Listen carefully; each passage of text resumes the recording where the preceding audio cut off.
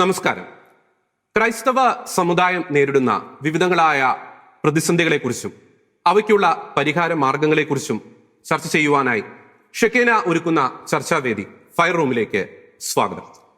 ഇന്നത്തെ ഫയർ റൂമിൽ നാം ചർച്ച ചെയ്യുന്ന വിഷയം തീവ്ര ഇസ്ലാമിസ്റ്റുകൾ ക്രൈസ്തവ സ്ഥാപനങ്ങളെ വ്യക്തമായ രീതിയിൽ ടാർഗറ്റ് ചെയ്ത് ക്രൈസ്തവ സ്ഥാപനങ്ങൾക്കെതിരെ ഉയർത്തുന്ന വെല്ലുവിളികളെക്കുറിച്ചും അതിക്രമങ്ങളെക്കുറിച്ചുമാണ്.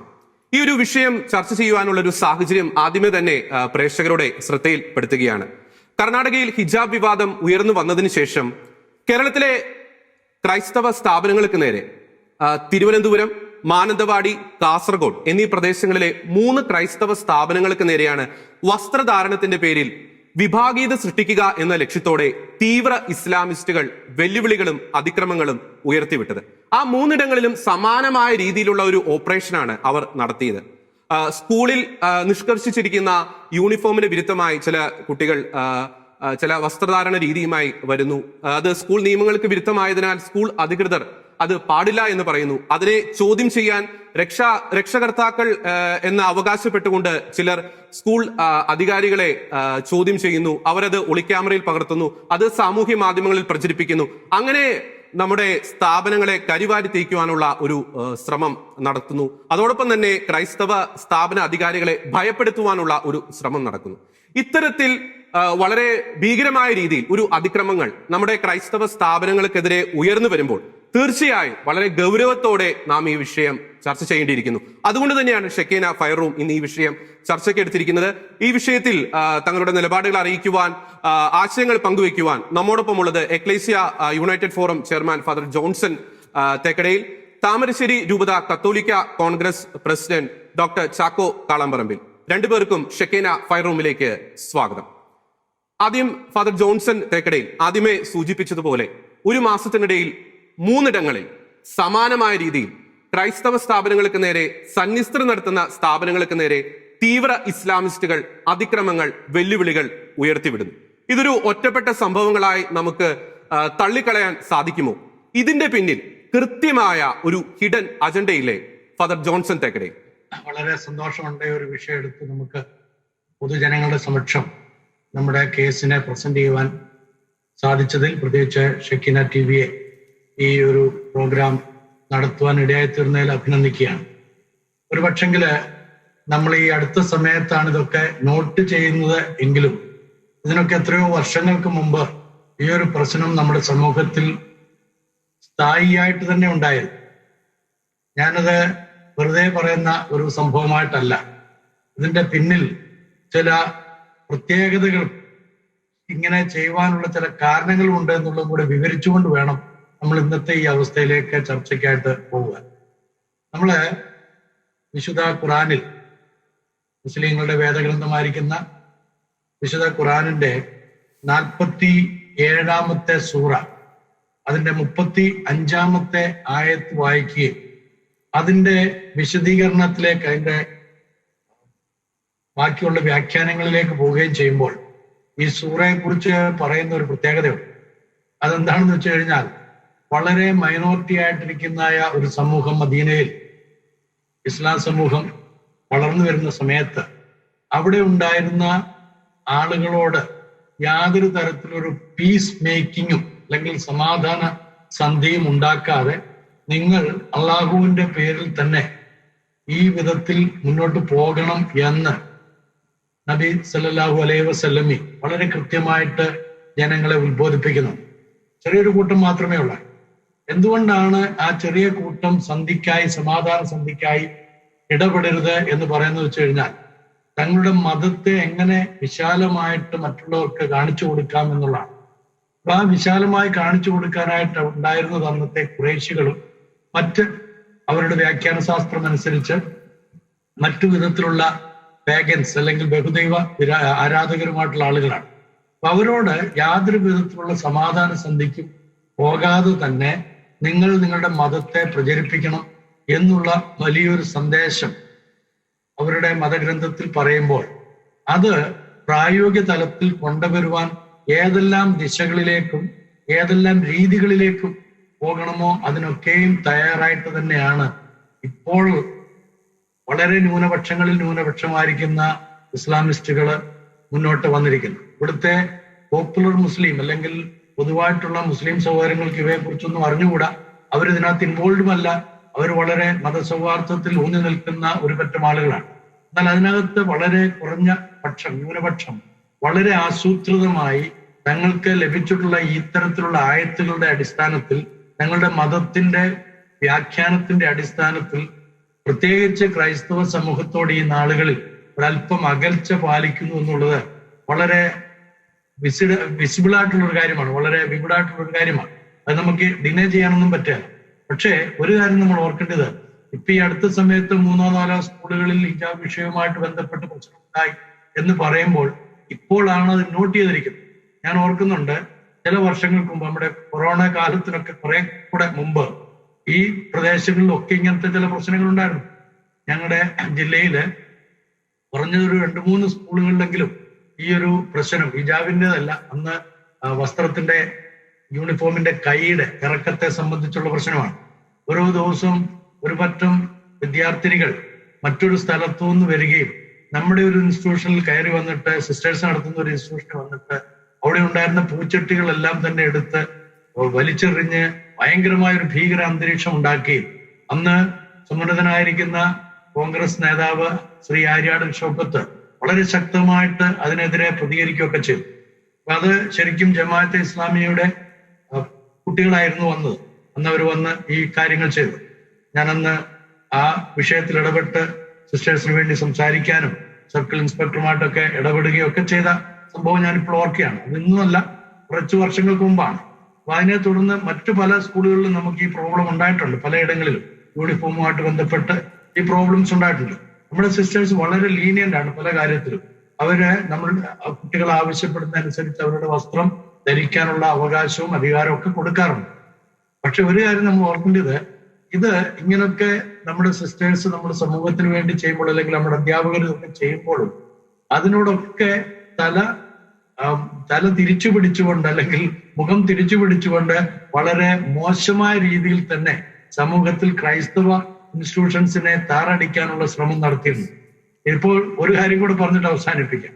നമ്മളൊക്കെ ഏറ്റവും അധികം ആദരിക്കുന്ന മതേതര മുഖം എന്ന് വിശേഷിപ്പിക്കുന്ന ഒരു മാന്യ ഡോക്ടർ, അദ്ദേഹത്തിന്റെ ഇൻസ്റ്റിറ്റ്യൂഷനിലെ വിദ്യാർത്ഥികൾ കുറയുമ്പോൾ നമ്മുടെ ഇൻസ്റ്റിറ്റ്യൂഷന് നേരെ ഒരുപാട് ആസൂത്രിതമായ സംഘടിതമായി തന്നെ ചില പരിപാടികളൊക്കെ ഇറക്കി വിടാറുണ്ട്. ഇതൊക്കെ നമ്മൾ കൂട്ടി വായിക്കുമ്പോഴാണ് ഈ മതത്തിലെ ന്യൂനപക്ഷം, വളരെ കുറഞ്ഞ പക്ഷം ആളുകള് എന്തുകൊണ്ട് ഇത് ചെയ്യുന്നു എന്ന് ചോദിക്കണം. ഒരു കാര്യം ഓർക്കണം, ക്രൈസ്തവ സഭ നടത്തിയിട്ടുള്ള ഇൻസ്റ്റിറ്റ്യൂഷനില്, പള്ളിയോട് ചേർന്ന് പള്ളിക്കൂടം, സ്കൂളുകള്, അതിനോട് ചേർന്നുള്ള മറ്റ് ഇൻസ്റ്റിറ്റ്യൂഷൻസ് എല്ലാം തന്നെ പൊതു നന്മയ്ക്ക് വേണ്ടിയിട്ട് മാത്രമാണ് ഉപയോഗിച്ചിട്ടുള്ളത്.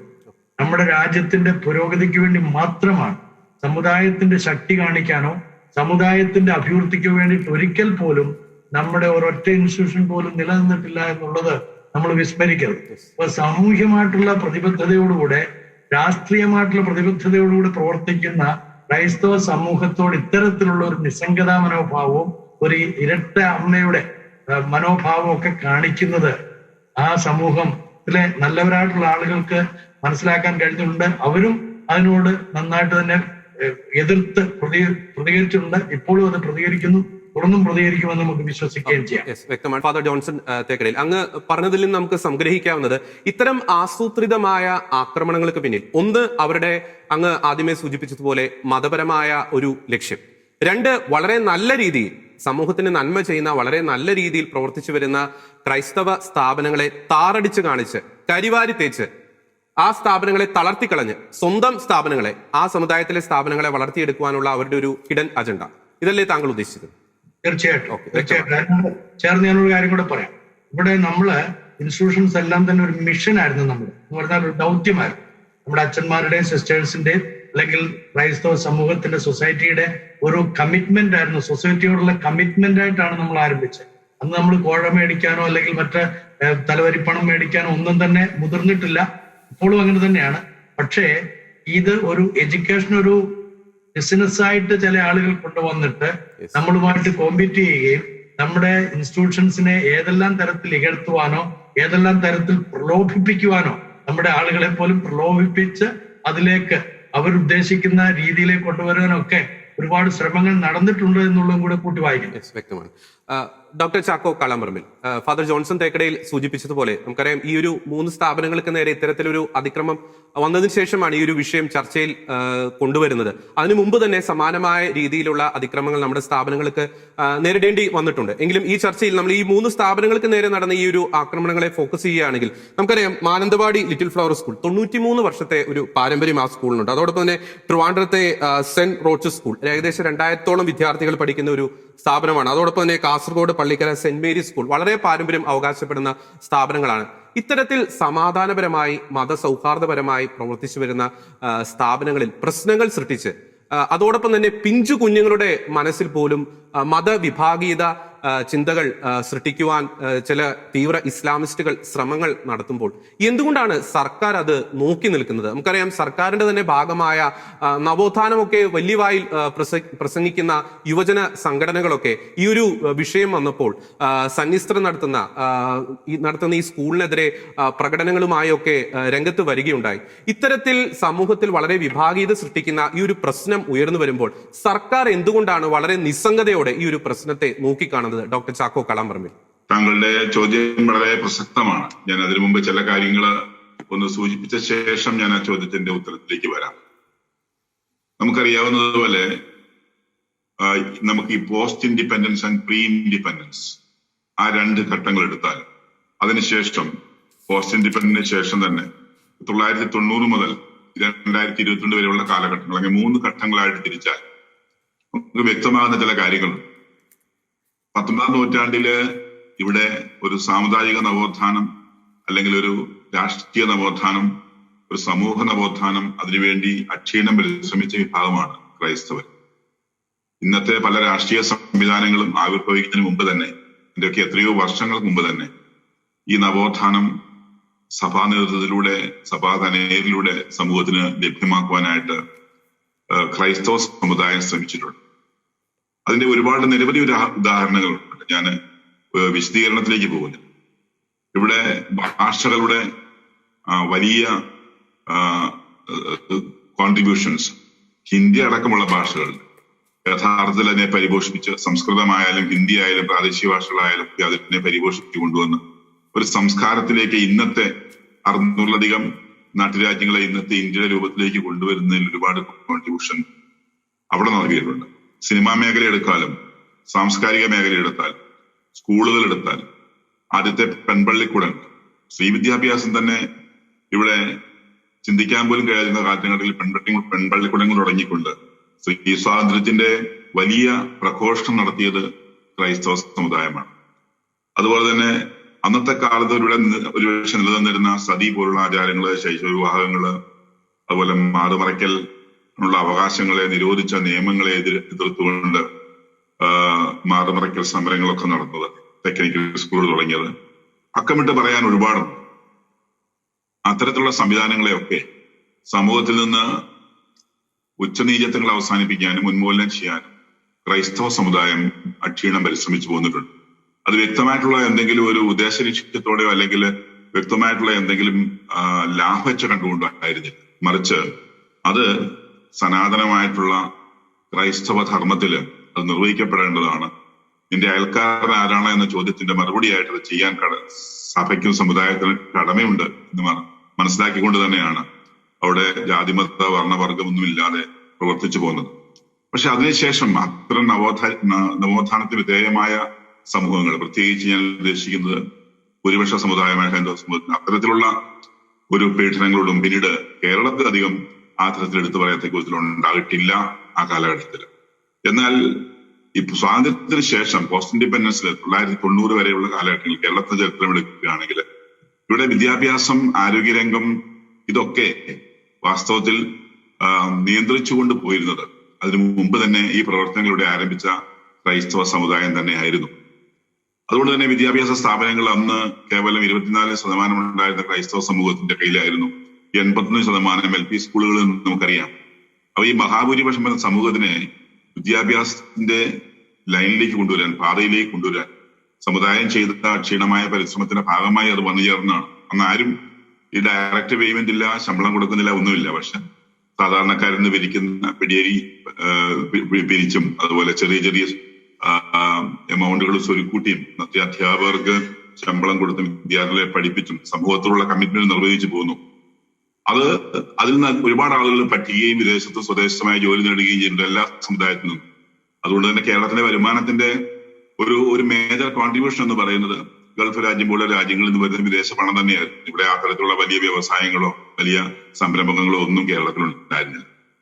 അപ്പൊ കേരളത്തിന്റെ നവോത്ഥാനത്തിന്റെ നെടുനായകത്വം വരച്ചു വെച്ച സമുദായമാണ് ക്രൈസ്തവ സമുദായം. എന്നാൽ 90-ന് ശേഷം ഇതിലൊരു പാരഡൈം ഷിഫ്റ്റ് വന്നു. ആ ഷിഫ്റ്റ് എന്താണ്? അതായത് ഇവിടെ നമ്മൾ സ്വകാര്യ മേഖലയിലേക്ക് വിദ്യാഭ്യാസ സ്ഥാപനങ്ങൾ പ്രോത്സാഹിപ്പിക്കപ്പെടുന്ന സാഹചര്യം സ്വാശ്രയ കോളേജുകളും സ്കൂളുകളും ഒക്കെ വരുന്നു. 90-ന് മുമ്പ് കൊണ്ട് ഇംഗ്ലീഷ് മീഡിയം സ്കൂളുകളൊക്കെ ആയിട്ട് ഒരുപാട് നമ്മൾ നടത്തുന്നുണ്ടായിരുന്നു. ആ ഇംഗ്ലീഷ് ഭാഷ പരിജ്ഞാനം അതിനകത്തേക്ക് ഈ പറയുന്ന ഒരു പ്രത്യേക ന്യൂനപക്ഷ സമുദായം ഒരുപാട് സ്കൂളുകളും കോളേജുകളും ആരംഭിക്കുകയും അന്ന് ഒന്നാം സ്ഥാനത്ത് നിന്നിരുന്ന ക്രൈസ്തവ സമൂഹം സാവധാനത്തിൽ പിന്തള്ളപ്പെട്ടു പോവുകയും ഈ സ്വാശ്രയ മേഖലയുടെ വർദ്ധിതമായിട്ടുള്ള എണ്ണം കാരണം ആ എണ്ണത്തില് സാമ്പത്തികമായി ഉന്നമനത്തിൽ നിന്നിരുന്ന സമൂഹം എന്ന നിലയ്ക്ക് മുസ്ലിം കമ്മ്യൂണിറ്റി ഒരുപാട് മുന്നേറുകയും ഒരുപാട് സ്കൂളുകളും സ്വാശ്രയ കോളേജുകളും തുടങ്ങുകയും ചെയ്തു. അങ്ങനെ ഞാൻ ഉന്നത വിദ്യാഭ്യാസത്തെ മാത്രം ഒരു സ്റ്റാറ്റിസ്റ്റിക്സ് എടുക്കാനുള്ള 64% ഉണ്ടായിരുന്ന ക്രൈസ്തവ സമുദായത്തിന്റെ കീഴിലുണ്ടായിരുന്ന ഉന്നത വിദ്യാഭ്യാസ സ്ഥാപനങ്ങൾ പിന്നീട് അത് കേവലം 24%. അതേസമയത്ത് മുസ്ലിം കമ്മ്യൂണിറ്റിയില് 10-12% ഉണ്ടായിരുന്നത് 46% വർദ്ധിച്ചു. ഒരു ആവശ്യമില്ലാത്ത കിടമത്സരം ഈ സമുദായത്തിനുണ്ടായി അവരുടെ സ്ഥാപനങ്ങൾ നിലനിർത്താൻ. അത് ഒരു കേസിൽ മാത്രമല്ല നമ്മൾ ഒബ്സർവ് ചെയ്യുന്നത്, അത് ആതുര ശുശ്രൂഷ മേഖലയിൽ അത് കാണുന്നുണ്ട്. ഹോസ്പിറ്റലുകൾ തുടങ്ങിയപ്പോൾ നിരവധി തുടങ്ങി. ഈ 90-കൾക്ക് ശേഷം വർദ്ധിതമായിട്ട് വന്നു. അതുപോലെ തന്നെ വിദ്യാഭ്യാസ മേഖല സ്കൂളുകളായാലും കോളേജുകളായാലും സ്വാശ്രയ മേഖലയായാലും ബിസിനസ് മേഖലകളിൽ, അതുപോലെ തന്നെ റിയൽ എസ്റ്റേറ്റ് അല്ലെങ്കിൽ ഭൂമി വാങ്ങൽ വിൽപ്പന മേഖലയിൽ, അതുപോലെ തന്നെ കൃഷി മേഖലയിൽ, കാർഷിക മേഖലയിൽ, ഇവൻ എന്തിനെ ഏറ്റവും ഒടുവിലേക്ക് വരുമ്പോ നമ്മുടെ സിമിത്തേരികൾ പോലും ആ തരത്തിൽ ഒരു പരിധിവരെ ഹൈജാക്ക് കിട്ടുന്ന അവസ്ഥയിലേക്ക് പോയി. ഹൈജാക്ക് എന്ന വാക്ക് ബോധപൂർവ്വം ഉപയോഗിച്ചാണ് ഗോഡ്സ്. അതുപോലും ആരംഭിക്കുന്നതിന് തടസ്സങ്ങൾ സൃഷ്ടിച്ചുകൊണ്ട് ഈ സമുദായത്തെ മുന്നേറുന്ന തടയുന്ന ഒരു നീക്കം സമൂഹത്തിൽ വളരെ കാൽക്കുലേറ്റഡ് ആയിട്ട് ഒരു ചെറു തീവ്രവാദ വിഭാഗത്തിൽ നിന്ന് ബഹുമാനപ്പെട്ട തേക്കടയിൽ വെച്ച് സൂചിപ്പിച്ചതുപോലെ ഉണ്ടായി. പക്ഷെ ആ തീവ്രവാദ വിഭാഗത്തെ തള്ളി പറയാൻ ഈ സമുദായത്തിൽ തന്നെ ഭൂരിപക്ഷ വിഭാഗങ്ങൾ തയ്യാറാകുന്നില്ല. അല്ലെങ്കിൽ അവരുടെ ഒരു മൃഗീയ നിശബ്ദത ഇവരെ അറിയാതെ സപ്പോർട്ട് ചെയ്ത് പോലെ ആയി. അതുകൊണ്ട് തന്നെ ഇവര് രാഷ്ട്രീയ സ്വാധീനമുള്ളവരായി മാറി എന്ന് രാഷ്ട്രീയക്കാർ ചിന്തിക്കുന്നു. അവിടെ രാഷ്ട്രീയത്തെ മാറ്റി നിർത്തിക്കൊണ്ട് പാർട്ടിയും വരുന്നു. എന്റെ പാർട്ടിക്ക് ബെനിഫിറ്റ് ഉണ്ടാകുന്ന ഏതിനെ സപ്പോർട്ട് ചെയ്തതാണ് അതിനെ സപ്പോർട്ട് ചെയ്യുന്ന അവസ്ഥയിലേക്ക് വരുന്നു. ഒരു രാഷ്ട്രത്തിന്റെ അസ്തിത്വത്തിന് നിലനിൽപ്പിനും അതിന്റെ വളർച്ചയ്ക്കും വേണ്ടിയുള്ള രാഷ്ട്രീയം ഒരു പാർട്ടിയുടെ വളർച്ചയും നിലനിൽപ്പും ലക്ഷ്യം വെച്ചുകൊണ്ട് അതിനെ എങ്ങനെ വളർത്താൻ എന്ത് ചെയ്യണമെന്ന് ചിന്തിച്ചുകൊണ്ട് എല്ലാ ധാർമ്മികതയും കാറ്റിപ്പറന്ന വിധത്തിലേക്ക് രാഷ്ട്രീയ സംവിധാനങ്ങളെ ചൂടുമാറ്റി. ഇതെല്ലാം കൂടെ ചേർന്നിട്ടാണ് ഇന്ന് വാസ്തവത്തിൽ ഈ ഒരു അവസ്ഥയിലേക്ക് നമ്മൾ എത്തുന്നത്. എന്തെല്ലാം ചെയ്താലും അതിന് കുടപിടിക്കാൻ മറപിടിക്കാൻ രാഷ്ട്രീയ സംവിധാനങ്ങൾ ഉണ്ടാകുന്നു, മാധ്യമ ശൃംഖലകൾ ഉണ്ടാകുന്നു. കാരണം ഇവർക്കൊക്കെ അവരുടേതായിട്ടുള്ള താല്പര്യങ്ങൾ സംരക്ഷിക്കപ്പെടുന്നു എന്ന് വേണം നമ്മൾ മനസ്സിലാക്കാൻ. അങ്ങനെ ഉണ്ടാകും. ഇപ്പൊ സ്ത്രീ സ്വാതന്ത്ര്യത്തിന് വേണ്ടി ശക്തമായി നിലകൊണ്ട് സ്ത്രീകളെ സമൂഹത്തിന്റെ മറക്കുടയിൽ നിന്ന് അടുക്കളയിൽ നിന്നും അരങ്ങത്തേക്ക് എത്തിച്ച ഒരു സമുദായം ഇന്നും അത് തന്നെയാണ് ശ്രമിച്ചുകൊണ്ടിരിക്കുന്നത്. അതിനിടയിലാണ് സ്ത്രീ സ്വാതന്ത്ര്യം നഷ്ടപ്പെടുത്തത്തക്ക വിധത്തില് ഇത്തരത്തിലുള്ള ആചാരങ്ങളുടെ പേരിൽ പ്രശ്നങ്ങൾ ഉണ്ടാക്കാനായിട്ട് ഒരു ചെറിയ ന്യൂനപക്ഷത്തെ ഉപയോഗിച്ചുകൊണ്ട് ചെയ്യുന്നത്. അത് ഇതിനു വേണ്ടിയാണ്. അതിന്റെ പർപ്പസ് ഞാൻ മനസ്സിലാക്കുന്നത് ഇത്തരം സ്ഥാപനങ്ങളുടെ അസ്തിത്വവും അവരുടെ നിലനിൽപ്പും അവരുടെ സമൂഹത്തിന് മുമ്പിലുള്ള ക്രെഡിബിലിറ്റിയെയും നഷ്ടപ്പെടുത്തിക്കൊണ്ട് അതിനെ പിടിച്ചെടുക്കുക, അതിനെ ഹൈജാക്ക് ചെയ്യുക എന്നുള്ളത് നിങ്ങൾ രണ്ടുപേരും ഇവിടെ സൂചിപ്പിച്ചതുപോലെ തന്നെ ഹൈജാക്ക് ചെയ്തുകൊണ്ട് ഈ സ്ഥാപനങ്ങളുടെ മുഖച്ഛായ തകർത്ത് പ്രതിച്ഛായ തകർത്തുകൊണ്ട് സ്വാർത്ഥ നേട്ടങ്ങൾ ഉണ്ടാക്കാനുള്ള പരിശ്രമത്തിന്റെ ഭാഗമാണ്. അതിനപ്പുറത്തേക്ക് ഇതിനെ കാണാനായിട്ട് എനിക്ക് കഴിയില്ല. അപ്പൊ അവിടെ നമ്മൾ ചിന്തിക്കേണ്ട കാര്യം ഈ ഒരു ഗൂഢമായിട്ടുള്ള ഈ ഒരു നീക്കത്തെ, അത് ഹിജാബ് വിവാദത്തിന്റെ പേരിലായാലും അതൊരു പക്ഷേ ആശുപത്രി. ഞാൻ കോഴിക്കോട് അടുത്ത ഒരു ഏതാനും വർഷങ്ങൾക്ക് മുമ്പ് ഒരു ഹോസ്പിറ്റല് ഒരു 10-15 വർഷം 20 വർഷത്തിനുള്ളിലാണ് ഒരു നല്ല രീതിയിൽ പ്രവർത്തിച്ചു വരുന്ന പതിറ്റാണ്ടുകളായി പ്രവർത്തിക്കുന്ന ഒരു ഹോസ്പിറ്റല്. ആ ഹോസ്പിറ്റലില് ഒരു പ്രശ്നമുണ്ടാകും. അതിനടുത്ത് മറ്റൊരു ഹോസ്പിറ്റലിൽ വന്നു ഈ പറയുന്ന ഒരു ന്യൂനപക്ഷ സമുദായത്തിൽ. അപ്പൊ ഇത് പ്രവർത്തിച്ചുകൊണ്ടിരിക്കുന്ന ക്രിസ്ത്യൻ സമുദായത്തിന്റെ ഹോസ്പിറ്റലാണ്. എല്ലാ ജാതി ആളുകൾക്കും എല്ലാ മതവിഭാഗക്കാർക്കും സ്വീകാര്യമായ നല്ല രീതിയിൽ പ്രവർത്തിക്കുന്ന, അതേസമയത്ത് ചികിത്സകൾ താരതമ്യേന ചെലവ് കുറഞ്ഞ ഒരു ഹോസ്പിറ്റലാണ്. അപ്പൊ അതിനെ ഏതെങ്കിലും വിധത്തിൽ നഷ്ടപ്പെടുത്തണം അല്ലെങ്കിൽ നിലനിൽപ്പിന് അതിനെ ഹാനി ആക്കണമെന്ന രീതിയിൽ, അതിനെ ഹനിക്കണം എന്നുള്ള രീതിയിൽ ഒരു ഒറ്റപ്പെട്ട സംഭവങ്ങളെ പ്രസിപ്റ്റേറ്റ് ചെയ്ത് സമൂഹത്തിലെ മധ്യത്തിലേക്ക് കൊണ്ടുവന്നിട്ട് അതിനെ വലിച്ചിഴിച്ച് അത് പെരുപ്പിച്ച് കാണിച്ചുകൊണ്ട് ആ സ്ഥാപനത്തെ ഇകഴ്ത്തി കാണിക്കാൻ ശ്രമിച്ചുകൊണ്ട് സ്വന്തം സ്ഥാപനങ്ങളെ വളർത്തുവാനുള്ള ഒരു തന്ത്രമായിട്ട് അത് ഉപയോഗിച്ച് എനിക്കറിയാം. അതുകൊണ്ട് ഞാൻ പറഞ്ഞ ആരോഗ്യ മേഖലയിൽ ഈ ഒരു മത്സരം അനാവശ്യമായിട്ടുള്ള ഈ ഒരു ഭീഷണി നിലനിൽക്കുന്നുണ്ട്. വിദ്യാഭ്യാസ മേഖലയിൽ നമ്മൾ കാണുന്നുണ്ട്, സ്കൂളുകളിലും കോളേജുകളിലും കാണുന്നുണ്ട്. അത് ഏത് രീതിയിലാണ് വരിക എന്നുള്ള വ്യത്യാസമേ ഉള്ളൂ. ചിലത് ഹിജാബായിട്ടായിരിക്കും വരിക, ചിലത് ഒറ്റപ്പെട്ട സംഭവങ്ങളെ പെരുപ്പിക്കുന്നതായിരിക്കും വരിക, ചിലപ്പോൾ മൃതസംസ്കാരത്തിന് പോലും എതിരായി നിൽക്കുന്ന വിധത്തിലുള്ള എതിർപ്പുകളായിട്ട് വരിക, അല്ലെങ്കിൽ ബിസിനസ്സുകളെ തകർക്കുന്ന വിധത്തിലായിട്ടായിട്ട് വരിക. ഇനി അതും അല്ലെങ്കിൽ ഒരു പ്രദേശത്തെ ഭൂമി മുഴുവൻ, ഒരു സമുദായത്തിലെ ഭൂമി മുഴുവൻ ഏറ്റെടുത്ത് വാങ്ങിക്കൊണ്ട് അവരെ അന്യാധീനപ്പെടുന്ന വിധത്തിലോ, അല്ലെങ്കിൽ അവർക്ക് മക്കളില്ലാത്തത് കൊണ്ട് സ്വാഭാവികമായിട്ടും അവര് അത് വിറ്റഴിച്ച് മക്കളെ വിദേശത്തേക്ക് വിടുന്നതിന്റെ ഭാഗമായിട്ട് അവർ നിൽക്കാൻ തയ്യാറാവുന്നുള്ള വസ്തു ഒരു വസ്തുണ്ട്. എങ്കിൽ പോലും ഇതിന്റെ എല്ലാം പിന്നാമ്പുറങ്ങൾ കൂട്ടി വായിക്കുമ്പോൾ ഈ തരത്തിലുള്ള ഒരു ഗൂഢനീക്കം നമ്മൾ സംശയിക്കേണ്ടിയിരിക്കുന്നു.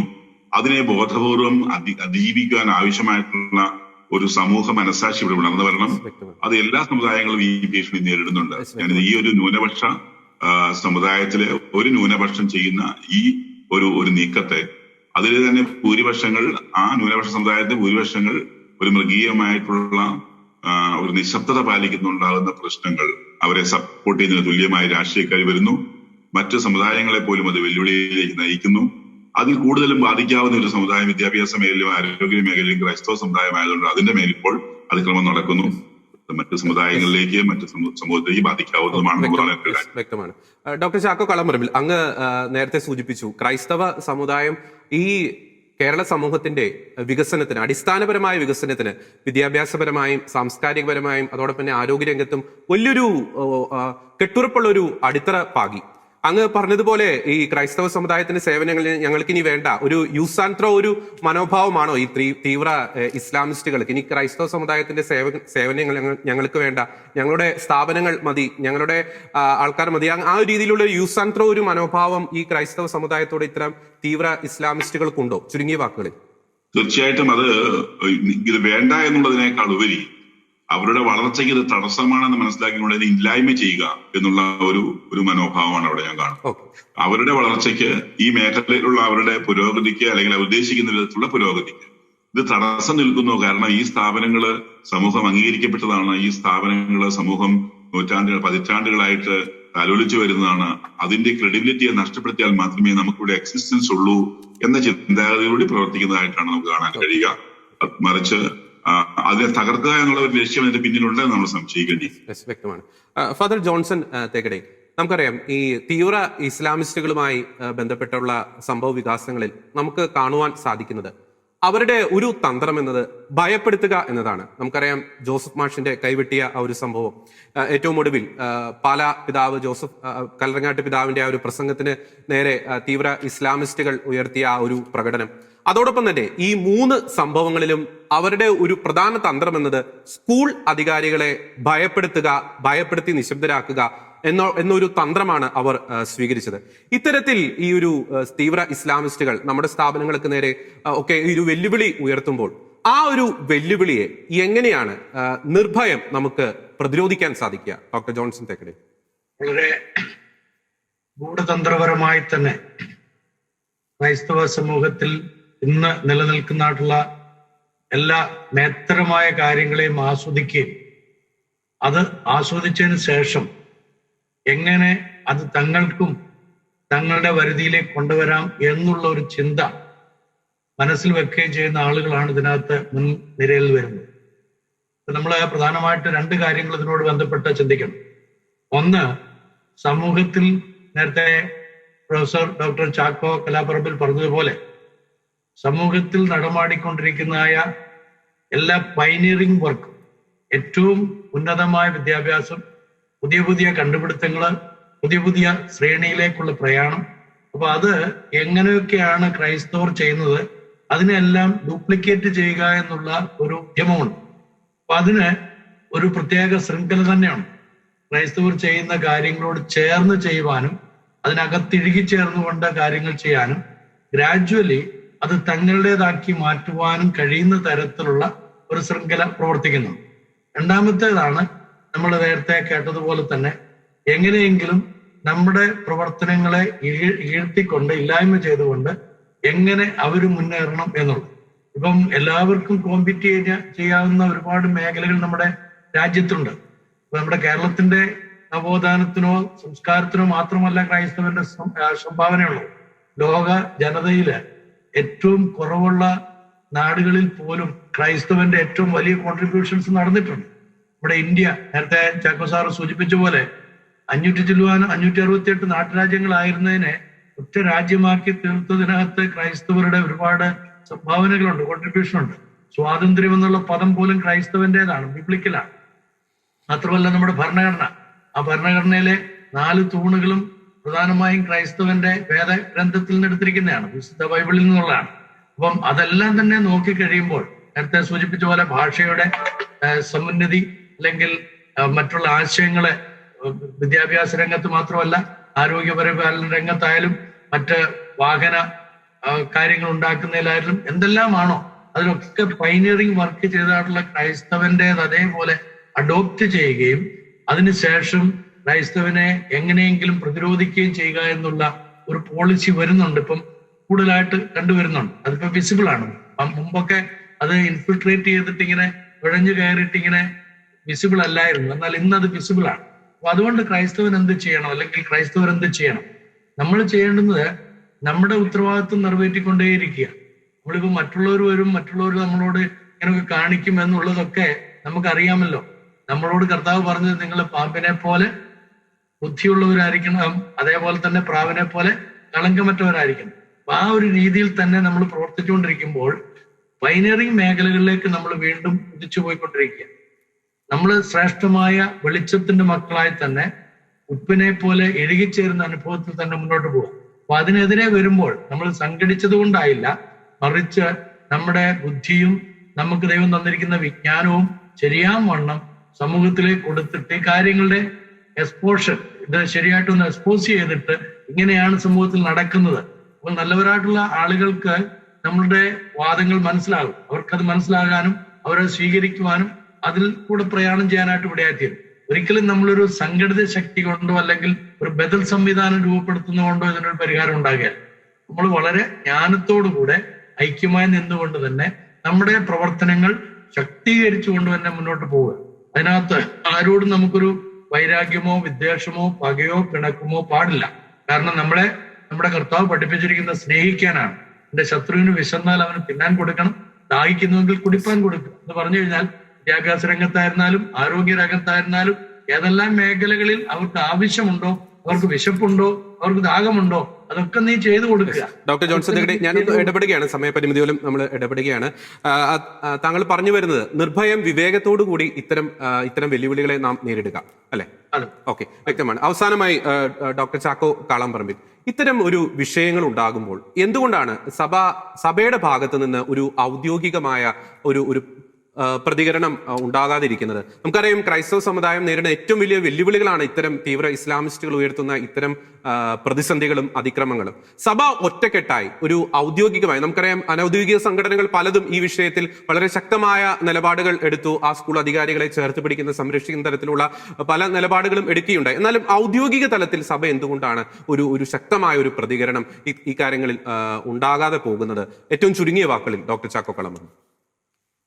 ഒരു മതവിഭാഗത്തിലെ ഒരു ന്യൂനപക്ഷങ്ങളാണ് ഇതിനകത്ത് കൂടുതലും മുൻപിൽ നിന്നുകൊണ്ട് കൊടിപിടിക്കുന്നവര്. അതുകൊണ്ട് അതിന്റെ പേരിൽ ഭൂരിപക്ഷങ്ങള് നിശബ്ദരാണെന്ന് ഞാൻ സൂചിപ്പിച്ചു.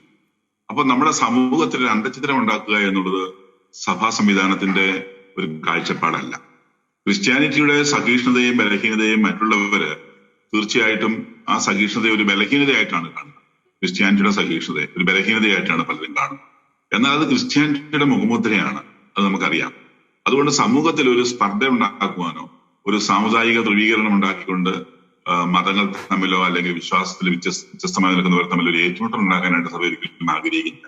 പക്ഷെ സഭ തന്റെ സഭാ തനയരെ ആ തരത്തിൽ ആഹ്വാനം ചെയ്യുന്നുണ്ട്, വിവേചിച്ചറിഞ്ഞുകൊണ്ട് വിവേകപൂർവ്വം ഇങ്ങനെയുള്ളവരോട് ബുദ്ധിപൂർവ്വം സർപ്പങ്ങളെ പോലെ വിവേകിയും പ്രാവുകളെ പോലെ നിഷ്കളങ്കരമായി പ്രവർത്തിക്കുന്ന അച്ഛൻ പറഞ്ഞതുപോലെ പ്രവർത്തിക്കണമെന്ന് ആഹ്വാനം ചെയ്യുന്നുണ്ട്. എന്നാൽ അതിൽ തന്നെ സഭാ സമൂഹത്തിൽ തന്നെ വളരെ തീവ്രമായി ഇത്തരം കാര്യങ്ങൾ ഇടപെടണമെന്ന് ചിന്തിക്കുന്ന വിഭാഗങ്ങൾ ഉയർന്നു വരുന്നുണ്ട്. അതിന്റെ ഒരു റിഫ്ലക്ഷനാണ് താങ്കൾ സൂചിപ്പിച്ച പോലുള്ള നീക്കങ്ങൾ നടത്തുന്ന ഒരു വിഭാഗം ആളുകൾ ഇതിനകത്ത് വരുന്നുണ്ട്. തീർച്ചയായിട്ടും നമുക്ക് അവരെ ന്യായമായ രീതിയിൽ നല്ല രീതിയിൽ പ്രതികരിക്കുന്ന ഒരു സാഹചര്യത്തിലേക്ക് അവരെ കൊണ്ടുവരികയും പ്രോത്സാഹിപ്പിക്കുകയും ചെയ്യപ്പെടണമെന്നാണ് എന്റെ അഭിപ്രായം. അതേസമയത്ത് അന്യായമായി പ്രതികരിക്കാതിരിക്കുകയും ചെയ്യണം. ഇപ്പോൾ യുണൈറ്റഡ് നേഴ്സസ് അസോസിയേഷൻ അല്ലെങ്കിൽ നേഴ്സുമാരുടെ സംഘടന താങ്കൾ നോക്കുക. ഞാനൊരു ഉദാഹരണം ചൂണ്ടിക്കാണിക്കുകയാണ്. നേഴ്സുമാരുടെ സംഘടനയിൽ സമരം ചെയ്തു. അവസാനം നേഴ്സുമാർക്ക് ശമ്പളം കൂട്ടിക്കൊടുക്കണം, ഹോസ്പിറ്റലുകളിൽ വലിയ ചൂഷണം നടക്കുമെന്നൊക്കെ പറഞ്ഞു. അവസാനം എന്താ സംഭവിച്ചത്? ഈ ഹോസ്പിറ്റലുകളുടെ എല്ലാം ക്രിസ്ത്യൻ ഹോസ്പിറ്റലുകൾ മാത്രമായിട്ട് ഒതുങ്ങി. തീർച്ചയായിട്ടും നേഴ്സുമാർക്ക് അർഹമായ ശമ്പളം കൊടുക്കണമെന്ന് എല്ലാവരും അംഗീകരിക്കുന്നതാണ്. സഭ അതിൽ കൂടുതൽ ആഗ്രഹിക്കുന്നതാണ്. പക്ഷെ അത് ആ ശമ്പള വർധനയും കാര്യങ്ങളൊക്കെ വന്നപ്പോൾ അത് ക്രിസ്ത്യൻ സ്ഥാപനങ്ങളിലേക്ക് മാത്രം ഒതുങ്ങി, ക്രിസ്ത്യൻ ഹോസ്പിറ്റലുകൾ മാത്രം ഒതുങ്ങിപ്പോയി. അതിന്റെ അവസാനത്തെ റിസൾട്ട് മറ്റുള്ളവരെല്ലാം അതിൽ നേരെ പിൻവാങ്ങി. അപ്പൊ ഇവിടെ ടാർഗറ്റ് ചെയ്യപ്പെട്ട ഒരു സമൂഹമായി ക്രിസ്ത്യൻ കമ്മ്യൂണിറ്റി മാറി. ഇത് നമ്മൾ തിരിച്ചറിയാതെ പോകരുത്. എന്തുകൊണ്ടാണ് മറ്റ് ആരോഗ്യ അല്ലെങ്കിൽ മറ്റ് ഹോസ്പിറ്റലുകളിൽ ഇത്തരത്തിലുള്ള ഒരു പദ്ധതി നടപ്പിൽ വരുത്താതെ പോയിരിക്കുന്നത്? ആരും ചർച്ച ചെയ്യുന്നില്ല. അത് ചർച്ച കൊണ്ടുവരാനായിട്ട് സഭയ്ക്ക് സാധിക്കണം. കാരണം ഒരു വിഭാഗം നടപ്പാക്കുക എന്ന് പറയുമ്പോൾ അവന് വേണ്ടി മാത്രമായിരുന്നു ഈ ബഹളവും പ്രശ്നമല്ല, മറ്റുള്ളവരൊക്കെ എന്ത് ചെയ്താലും കുഴപ്പമില്ല, നമ്മുടെ തലയിൽ കയറുക.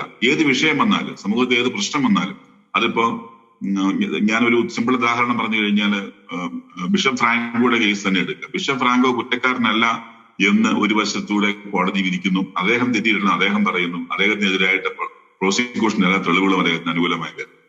അതിന്റെ പേരിലാണ് ഇവിടെ ചർച്ചകൾ ഉണ്ടാകും. ഏത് കോടതി പോലും തെറ്റുകാരനല്ല എന്ന് വിധിച്ചതിന്റെ പേരിൽ. എന്നാൽ ഇവിടെ ഉണ്ടായ മാറാട് കലാപത്തിൽ തടിയൻകുള്ള നസീർ അദ്ദേഹം തന്നെ സമ്മതിച്ചതാണ് ഞാൻ തെറ്റിയിരിക്കുന്നു. അദ്ദേഹം സ്വയം ഏറ്റുപറഞ്ഞ ഒരു തെറ്റ് പ്രോസിക്യൂഷൻ തെളിയിക്കാൻ കഴിഞ്ഞില്ല എന്ന് പറഞ്ഞുകൊണ്ട് കോടതി വെറുതെ വിട്ടപ്പോ അത് ചർച്ചയേ ആയില്ല. ഇത്തരത്തിലുള്ള എന്താ പറയാ, വളരെ ബോധപൂർവമായിട്ടുള്ള ഒരു ആക്രമണം സഭയ്ക്കെതിരെ നടക്കുന്നുണ്ട് എന്നുള്ള തിരിച്ചറിവ് സഭാ നേതൃത്വത്തിനുണ്ട്. ഇല്ലാതില്ല. പക്ഷെ സഭ ഒരിക്കലും വാളെടുക്കാൻ ആഗ്രഹിക്കുന്നില്ല, അല്ലെങ്കിൽ വാളെടുക്കാനായിട്ട് ആഹ്വാനം ചെയ്യുകയില്ല. സഭ എപ്പോഴും പറയാറ് നമ്മൾ ഒന്നിച്ചു നിന്നുകൊണ്ട് വിവേകത്തോടെ ബുദ്ധിപൂർവ്വം ഈ പ്രശ്നങ്ങളെ അതിജീവിക്കണം. പ്രാർത്ഥന കൊണ്ടും പ്രവർത്തനങ്ങൾ കൊണ്ടും ഇവരെ തിരിച്ചു കൊണ്ടുവരണം. അതായത് ഇവരെ മാനസാന്തരത്തിന്റെ വഴിയിലേക്ക് നയിക്കണം. ഈ തിന്മയ്ക്ക് അടിപ്പെട്ട് കിടക്കുന്നവരെ നന്മയുടെ പ്രകാശത്തിലേക്ക് നയിക്കണം, അന്ധകാരത്തിന്റെ പ്രകാശത്തിലേക്ക് കൊണ്ടുവരണം എന്നുള്ള കാഴ്ചപ്പാടാണ് സഭ എല്ലാ കാലത്തും സ്വീകരിക്കുന്നത്. അതുകൊണ്ടാണ് ഇത് slow and steady wins the race എന്ന് പറയുന്നതുപോലെ സാവധാനം ഇത് സാധിക്കുമെന്ന് ഞാൻ വിശ്വസിക്കുന്നുണ്ട്. അല്ലെങ്കിൽ പിന്നെ നമ്മുടെ ഈ വിശ്വാസത്തിന് അർത്ഥമില്ലല്ലോ. പക്ഷെ അതിൻ്റെതായ സമയം എടുക്കുന്നുണ്ട്. അവർ നമ്മൾ വിവേകികളായി നിന്നുകൊണ്ട് ശക്തമായ മുന്നേറ്റങ്ങൾ നടത്തേണ്ടത് ഈ കാലഘട്ടത്തിൽ അനിവാര്യതയാണെന്നുള്ള ഒരു സംശയവുമില്ല. വളരെ പ്രസക്തമായ ആശയങ്ങളാണ് ഈ വിഷയത്തെ സംബന്ധിച്ച് ഷെക്കേന ഫയർ റൂമിൽ ഇന്ന് ഉയർന്നു വന്നത്. തീവ്ര ഇസ്ലാമിസ്റ്റുകൾ ഉയർത്തുന്ന വെല്ലുവിളികൾക്കെതിരെ വിവേകപൂർവം നിർഭയം പ്രതിരോധം തീർക്കുക, അതോടൊപ്പം തന്നെ ഐക്യത്തോടെ തീവ്ര ഇസ്ലാമിസ്റ്റുകൾ പ്രതിസന്ധികൾ സൃഷ്ടിക്കുമ്പോൾ അതിനെതിരെ പ്രതികരിക്കുക എന്ന ശക്തമായ ആശയമാണ് ഈ ചർച്ചയിലുടനീളം ഉയർന്നു വരുന്നത്. അതോടൊപ്പം തന്നെ ക്രൈസ്തവർ വിവേകികളായിരിക്കുക, ഒരിക്കലും ഉറക്കം നടിക്കരുത്. ഇതൊന്നും എന്നെ ബാധിക്കത്തില്ല, അത് വേറെ ഇടങ്ങളിൽ നടക്കുന്ന കാര്യങ്ങളാണ് എന്ന രീതിയിൽ ഒരു ക്രൈസ്തവനും ഉറക്കം നടിക്കരുത്. ഉറക്കം നടിച്ചു കഴിഞ്ഞാൽ നാളെ ഒരുപക്ഷെ നമ്മളെ തേടി ആ ഒരു പ്രതിസന്ധി തേടി വന്നേക്കാം. നിർഭയം ഇത്തരം വെല്ലുവിളികൾക്കെതിരെ പോരാടുക. ഓലപ്പാമ്പ് കാട്ടി ക്രൈസ്തവ സമുദായത്തെ ഭയപ്പെടുത്തുവാനുള്ള തീവ്ര ഇസ്ലാമിസ്റ്റുകളുടെ ശ്രമം വിലപോകില്ല എന്ന ശക്തമായ സന്ദേശം ഷെക്കേന ഫയർ റൂം നൽകുന്നു.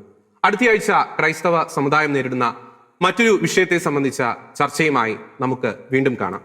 ഈ ചർച്ചയിൽ വളരെ സജീവമായി പങ്കെടുത്ത father Johnson Thekkadayil, doctor Chacko Kalamparambil, രണ്ടുപേർക്കും നന്ദി.